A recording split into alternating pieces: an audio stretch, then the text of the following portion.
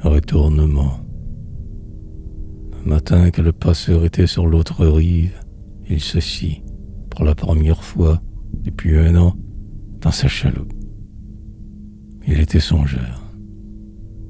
La matinée était belle et la rivière émirait le ciel bleu. Des petits nuages blancs et ronds, comme de gros paquets de mousse savonneuse, se tenaient alignés sur l'horizon. Au loin, la cloche du village tintait.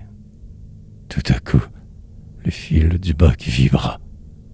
Le passeur s'en revenait. Alors, l'homme vit les rames qui donnaient envie d'y appuyer les 2 mains. Et il appuya les 2 mains. Quand il les eut sentis sur ses paumes, il serra. Les muscles de ses bras durcirent ses épaules, et tout comme s'il ne l'avait pas voulu, tout comme s'il n'y pensait même pas, il tendit les reins. La chaloupe laissa le bord, et quand elle eut atteint le plein canal, elle se mit à descendre lentement entre les 2 rives. Les coups de rame laissaient sur l'eau des arabesques, et derrière, il y avait un grand V sur la rivière. Au bout de quelques instants, il n'y eut plus d'arabesques, et les 2 lignes du grand V se collèrent aux rives. L'homme sentit de nouveau le frisson des filets d'eau froide dans ses os creux.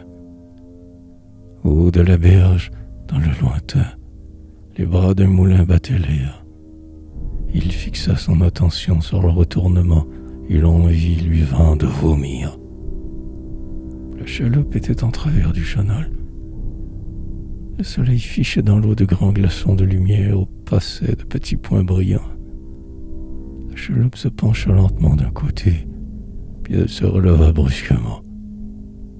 Avec un bruit sourd, une petite gerbe blanche s'éleva de l'eau comme un bouquet, et de grands anneaux s'étendirent sur la rivière, et le quoi ramena la chaloupe qui descendait seule, avec ses 2 rames pendantes, comme 2 bras qui ne travaillent plus, comme 2 bras qui ne font plus rien.